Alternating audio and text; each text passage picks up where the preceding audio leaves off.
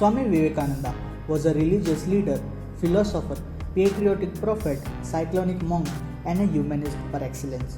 Swamiji believed that every nation has its individuality and a nation survives by what it contributes.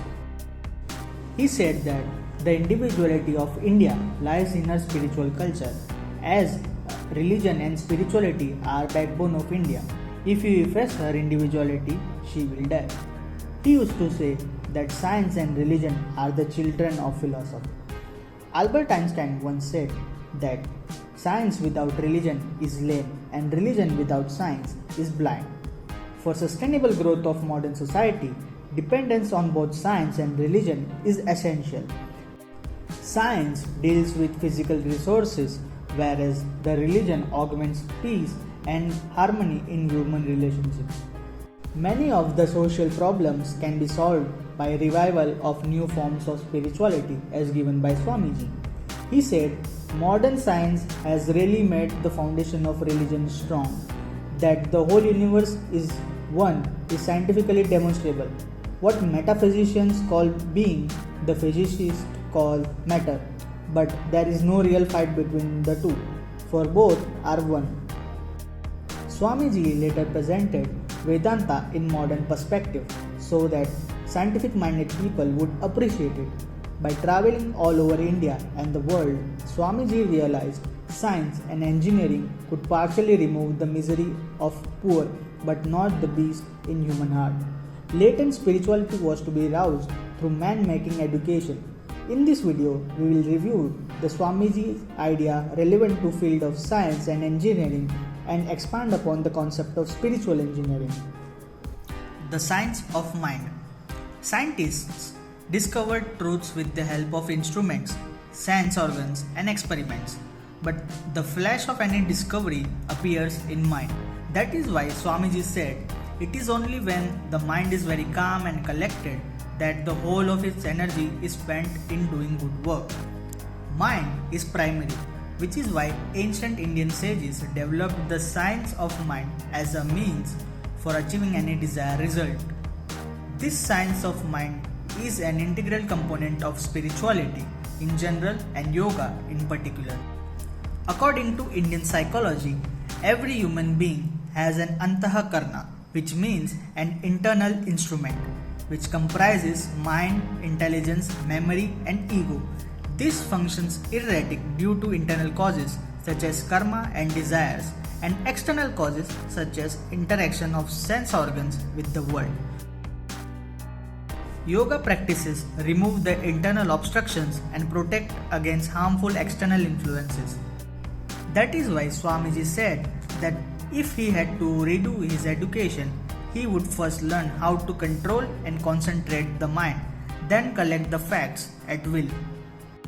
Swamiji was a spiritual leader who had modern university education and traditional spiritual training. He collected data by keenly observing the world during his extensive travels in India and the world. Besides, he deepened his spiritual experiences he had during his discipleship. Science versus religion. People generally believe science and philosophy are antagonistic. Swamiji tried to remove this erroneous notion by comprehending truths in them. He said that science is the search for truth in external world and religion is the search for the truth in internal world. Pushed to the extreme, they both meet as there is one truth that is expressing itself internally.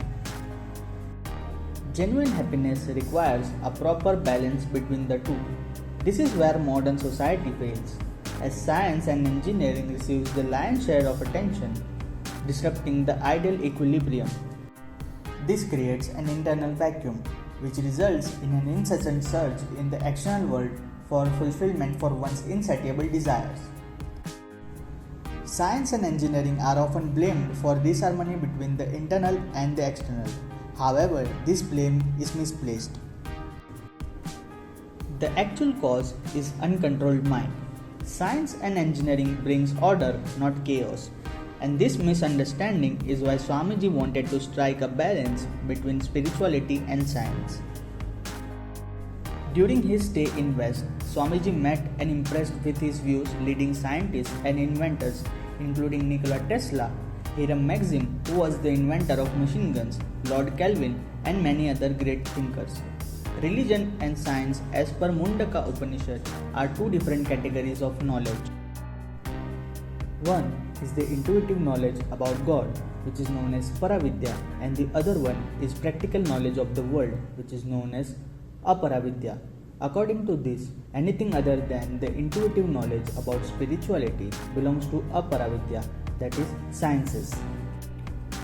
Even the knowledge of scriptures belong to sciences only, since they talk about going to heavenly places which are nothing but extensions of this world only.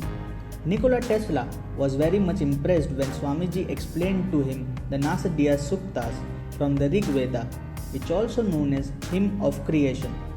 Swamiji preached that the true meaning and purpose of religion is to make person divine, and everything else in religion is secondary. But can science make one divine? Going by the present definition of science, this seems difficult. Since science is all about the world and religion is all about the transcending the world in its entirety. Science teaches us how to turn the inner wheel of the world, while religion teaches us how to stop our inner wheel. So no advancement in science can ever encroach upon the realm of religion. With this idea clear, we can have a closer look at the paths taken by science and religion. The crucial differences between approaches of science and religion lies in science being reductionist, which means whole is equal to the sum of its parts, and religion being holistic, which means whole is more than the sum. There is also the idea in modern science of cyclic creation, and that too Swamiji dwells upon. At the end of a cycle, everything becomes finer and is resolved back into primal state from which it sprang, and there it remains for a time quiescent, ready to spring forth again. That is Srishti, projection. Scientists are striving to unify all the known forces of the universe and have succeeded to a great extent. Only gravity till today remains unamenable to this unification. Swamiji says in Vedanta, all forces mean internal as well as external, which science is just beginning to realize. Swamiji said that science just discovered that what it calls heat, magnetism, electricity, and so forth are all convertible into one unit force, and as such it expresses all this by one name, whatever you may choose to call it.